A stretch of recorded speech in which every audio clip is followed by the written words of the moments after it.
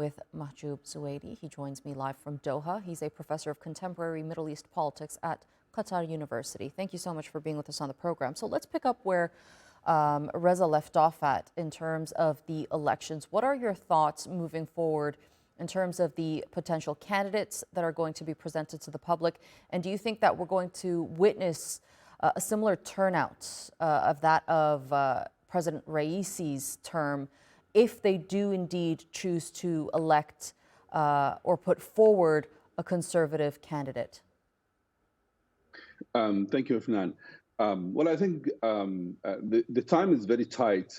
If you look at the dates set already between 13th of May, where basically the Interior Ministry will open the door for registration for candidates, and the 28th of June, where the election, the first round of the election will be held, and then the second round will be 5th of July.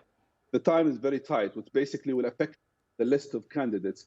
What's expected to me, from my perspective, is the fact that there will be some candidates from those who will basically previously participated as a candidate, like Ali Larijani, who used to be the Speaker of the Parliament, Muhammad Ali Qaribaf, who used to be also the Speaker of the Parliament.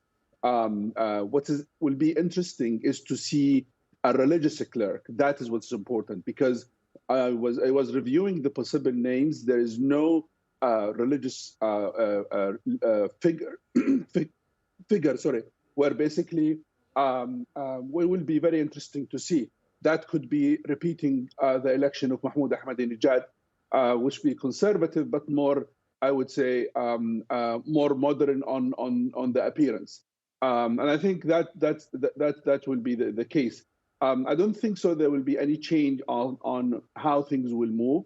I think the death of Ebrahim Raisi was a major, I would say, surprise to the regime or the establishment of Iran, because basically the plan was very clear that, Raisi can be the next president. Things can be moved, right. moved So I want to smoothly, pick up off of that point, seem... because as you mentioned, Raisi was seen as the next supreme leader of the country for the most part from the political elite there in the country. So just give us a sense of the uneasiness now of who is going to fill that position moving forward. The death of Raisi has complicated that process as well.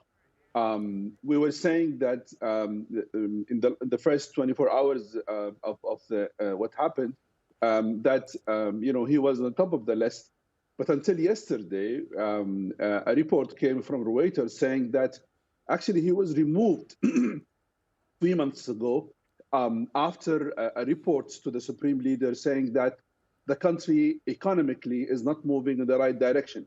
If this report is right, it means basically he was out of the list even before his death, which keep the question is who will be the other candidates actually for the position.